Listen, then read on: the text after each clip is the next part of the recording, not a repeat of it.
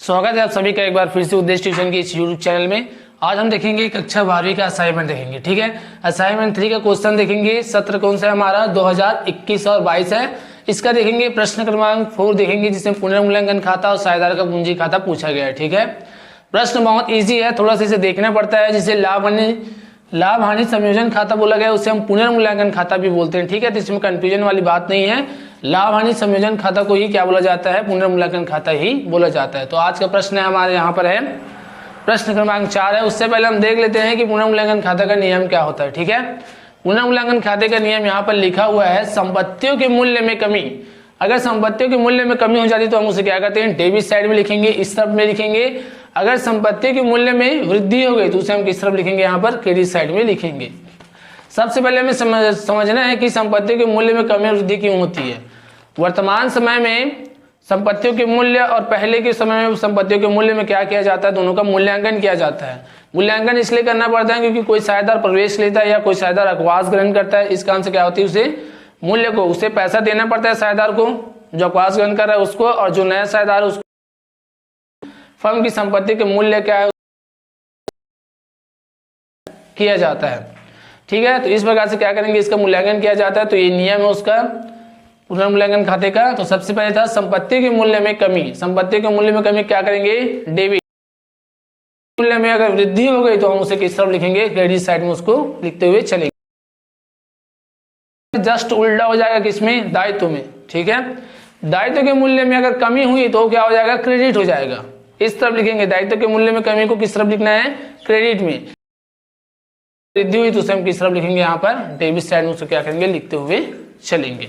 ठीक है, तो चलिए देखते हैं आज का प्रश्न क्रमांक 4 है, हम देख लेते हैं उसे। असाइनमेंट का है, असाइनमेंट 3 का प्रश्न क्रमांक 4। ठीक है, प्रश्न में बोला गया है ए बी तथा सी क्रमशः 3:1 के अनुपात में लाभ हानि बांटते हैं। 31/12/2008 को उनका चिट्ठा निम्न प्रकार से था।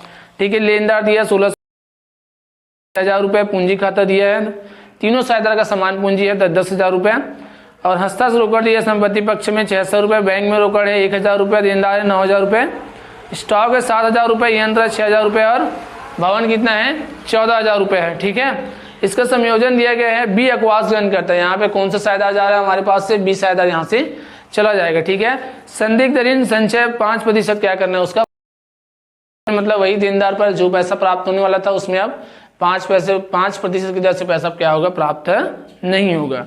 स्टॉक का 5% तथा यंत्र का 10% अवमूल्यन किया जाएगा, मतलब उसमें क्या करना है, ह्रास लगाना है। भवन का मूल्य 15,100 रखा जाएगा। ठीक है, कितना है, 15,100 रखा जाएगा। यहाँ देखिए भवन के मूल्य में 15,100 दिया है, जबकि यहाँ दिया है पुराने चिट्ठी में 14,000 रुपए दिया है। ठीक है, तो एक प्रकार से क्या होगी, वर्तमान में संपत्ति के मूल्य में वृद्धि हो गई। ठीक है, चलिए इसको देख लेते हैं प्रश्न को। सबसे पहले हम यहाँ पर देखते हैं संदिग्ध ऋण, देखते हैं 5%। संदिग्ध ऋण हमेशा देनदार पर निकाला जाता है। ठीक है, ध्यान दीजिएगा। और संदिग्ध ऋण कितना था हमारे पास, देनदार था हमारे पास, यहाँ पर था देनदार 9,000 रुपए। ठीक है, कितना था यहाँ पर 9,000, और 5/100 कर देंगे क्योंकि प्रतिशत क्या है, 5% है। तो 0 यहाँ पर क्या कर दिया, यहाँ पर कट कर दिए, 9×5 = 45, तो हमारे पास कितना हो गया, ये 450 रुपए। ठीक है, तो हम उसे किस तरफ लिखेंगे, देखिए देनदार एक संपत्ति, आज नहीं तो कल पैसा फर्म में आएगा, और उसमें हम क्या कर रहे हैं, हम छूट दे रहे हैं 5% की। ठीक है, इसलिए क्या हो गई, वो संपत्तियों में कमी हो गई। इस कारण से हम किस तरफ लिखेंगे, उसे डेबिट साइड में लिख लेंगे। यहाँ पर लिखेंगे, यहाँ पर संदिग्ध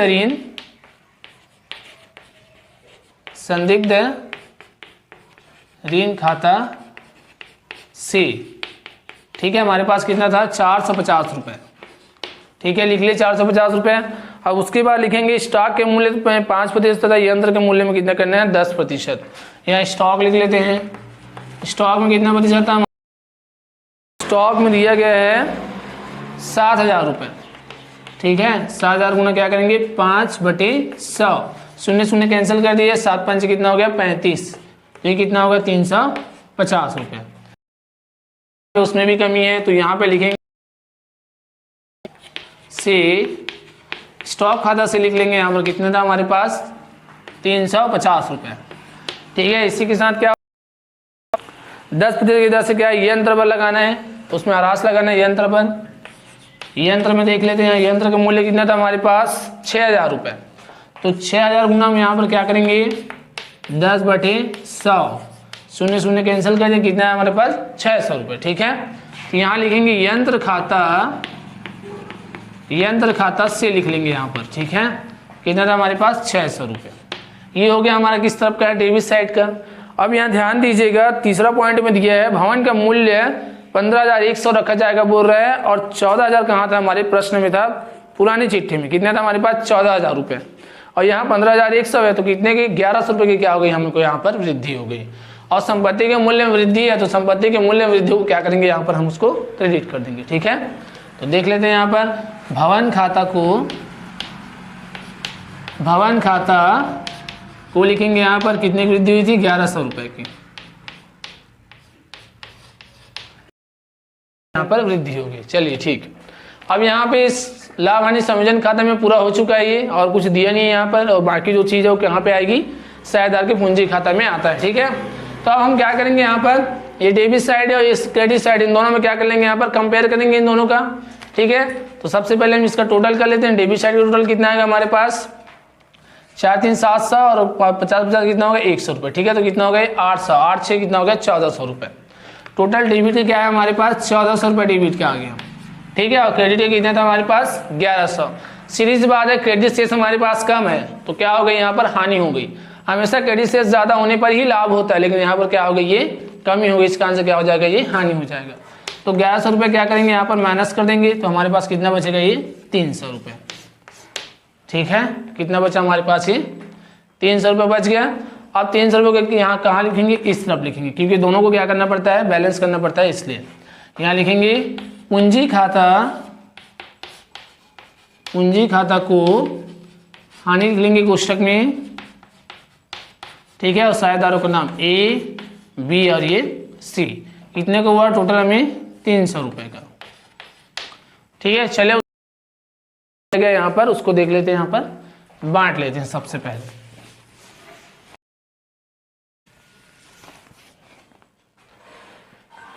अनुपात दिया था 3:2:1। ठीक है, यही अनुपात दिया गया हमें प्रश्न में, और हमारी राशि कितनी थी 200 रुपये। 200 बोलता हूँ, कितना है 300 रुपये राशि है। ठीक है, 300 यहाँ पर, चलिए भाग देते इसे 3/6, इन सब का योग कितना होगा 3 2 5 5 और ये कितना हो गया 6 हो गया, तो यहाँ 6 हो गया। ठीक है, अब इसे हम क्या करेंगे यहाँ पर भाग दे देते हैं। ठीक है, कितना हो गया यहाँ पर 6 पंचे 30, 6 पंचे 30 और 3 पंचे 15, तो कितना होगा 150 रुपये।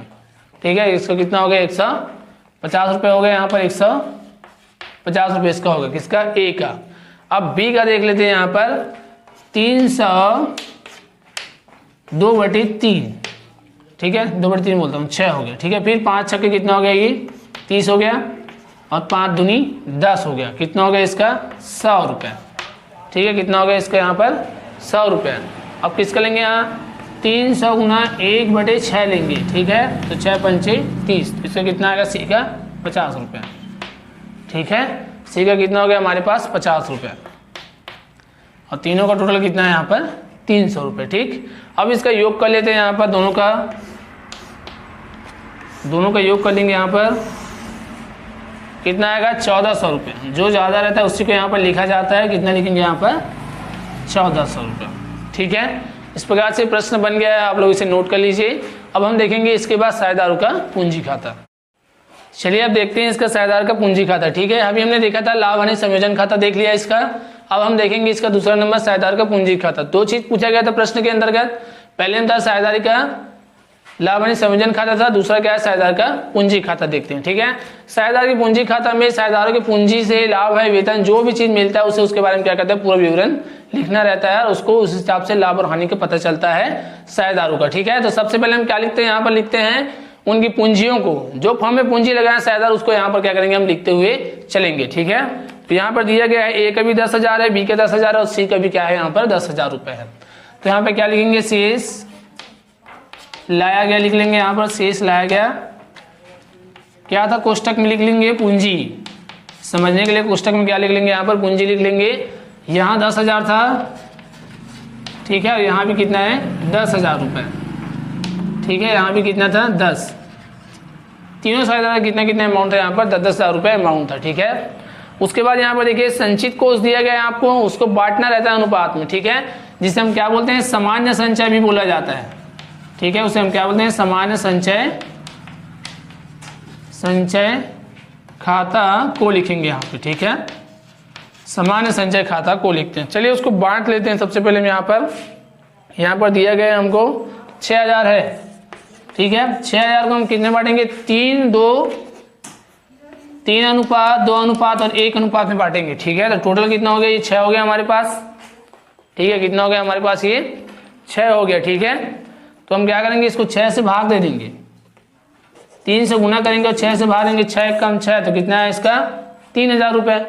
तो सबसे पहले ए को कितना मिलेगा, उसमें 3,000 रुपये, बी को मिलेगा 2,000 रुपये और सी को मिलेगा यहाँ पर 1,000 रुपये।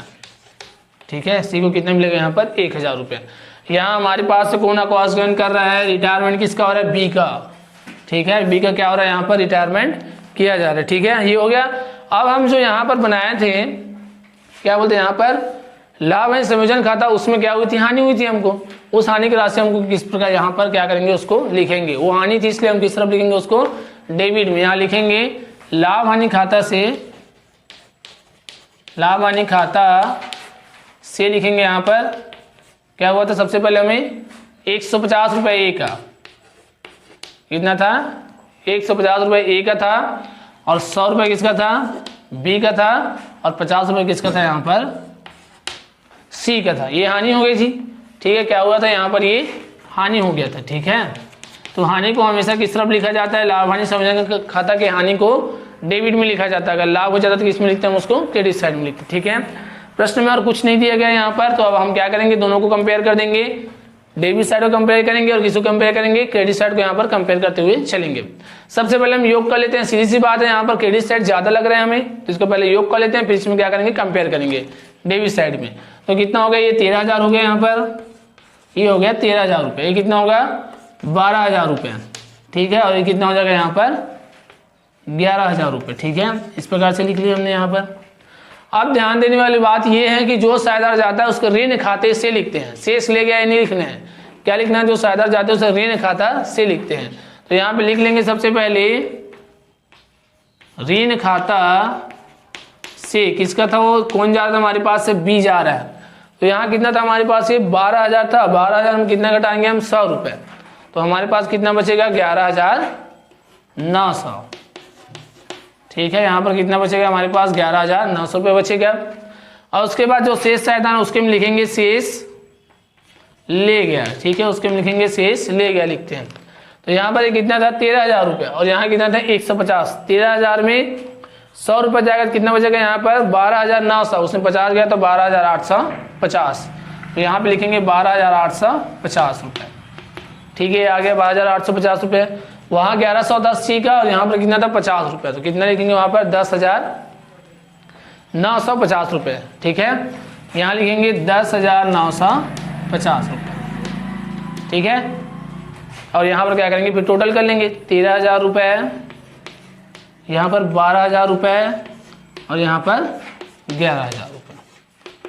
ठीक है, एक बार फिर से देख लेते हैं इसको। सबसे पहले हमने पूंजी लाए थे 10,000 10,000 और यहाँ पर भी कितना लाए थे 10,000 रुपये। ठीक है, सामान्य संचय खाता को लिखे थे 3,000 रुपये था, 2,000 रुपये और 1,000 रुपये। अनुपात में बांटे हैं, किस अनुपात में बांटे थे इसको, 3, 2 और 1 अनुपात में बांटे थे। ठीक है, इस अनुपात में क्या किया उसको बांटे हैं। उसके बाद जो हानि की राशि थी उसको इस तरफ लिखे हैं।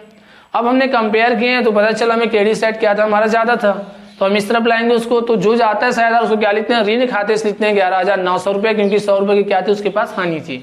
ठीक है, और इनके कितना है 12,850 और 10,950। ठीक है, इस प्रकार से प्रश्न बन गया है, नोट कर लीजिए इसे और ज़्यादा से ज़्यादा इसे शेयर कीजिएगा अपने स्कूल में। ठीक है, जो भी है क्लास 12 के छात्र उसके पास शेयर कीजिएगा। जो न्यू स्टूडेंट है हमारे उद्देश्य ट्यूशन के यूट्यूब चैनल में, वो चैनल को सब्सक्राइब कर लीजिएगा, क्योंकि आने वाले हमारे नेक्स्ट वीडियो आपके पास उसका नोटिफिकेशन पहुंचे, इसके लिए बेल आइकन को जरूर प्रेस कीजिएगा। ठीक है, मिलते हैं नेक्स्ट वीडियो में, थैंक यू।